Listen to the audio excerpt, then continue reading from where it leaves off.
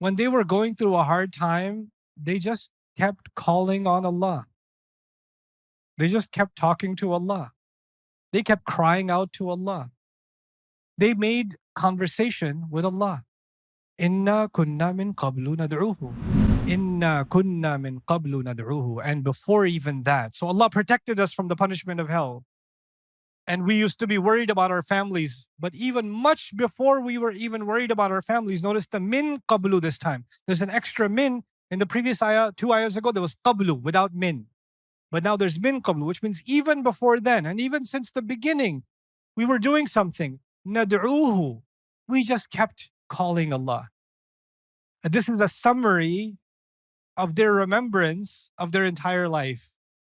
All these people in Jannah, from all these different centuries, all these different continents, all these different languages, and they all have one thing in common. When they were going through a hard time, they just kept calling on Allah. They just kept talking to Allah. They kept crying out to Allah. They made conversation with Allah. Inna kunna min qablu nad'uhu. And dua, nad'u, means two things. Call Him and also means pray to Him. Ask Him for things. Make dua from Him. We kept praying to Him. We kept asking Him. We kept begging Him. We kept talking to Him and begging Him and talking to Him and begging Him. This is what we did. This was our relationship with Allah. Ya Allah, just give me this. Ya Allah, just give me this. Ya Allah, just give me this. And then what did Allah prove Himself to be? Innahu huwal barrur rahim. As a unique name of Allah. Never in the Quran does Allah describe Himself as Al-Barr except this ayah. Al-Barr. This is the only place in the Quran where Allah describes Himself as Al-Barr. Barr is used in other places in the Quran, like وَتَوَفَّنَا مَعَ الْأَبْرَارِ. Like, for example, another version of this word, لَيْسَ الْبِرَّ أَن تُوَلُّوا وُجُوهَكُمْ ظَهَرَ الْفَسَادُ فِي الْبَرِّ وَالْبَحْرِ بِمَا كَسَبَتْ أَيْدِي النَّاسِ. So it's used in other places.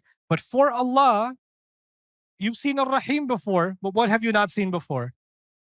Al-Barr. So let's understand what Al-Barr means. Al-Barr originally means land far away from the water. Land far away from the water. The land close to the water is reef.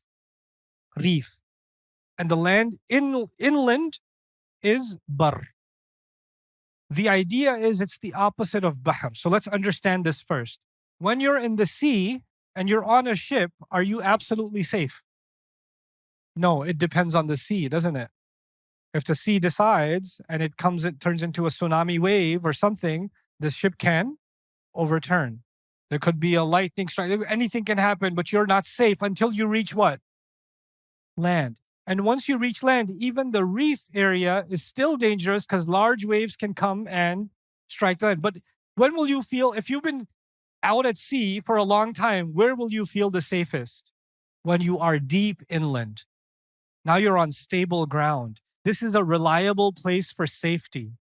From it comes the idea that someone who is good and reliable, like they're good for their promise. I know in American English we say this, you may not have heard of it. You say, hey, can I borrow $20? I'm good for it. I'm barr for it, meaning I'm reliable, I'll pay it back. Allah is good for His promise, is one of the main implications of the ayah here. In other words, barr actually means good, but good in what sense? Good in being reliable. God is good, God is reliable. We used to call Him and pray to Him and pray to Him and because He is the ultimate one that is good for promises. He fulfills His promise. When He promised something, إِنَّكَ لَا تُخْلِفُ الْمِيعَادِ, you don't break the promise. So that's included inside of this meaning. And not only did He fulfill His promise, He gave me much more than what I even imagined. And that's inside what word? Ar-Rahim.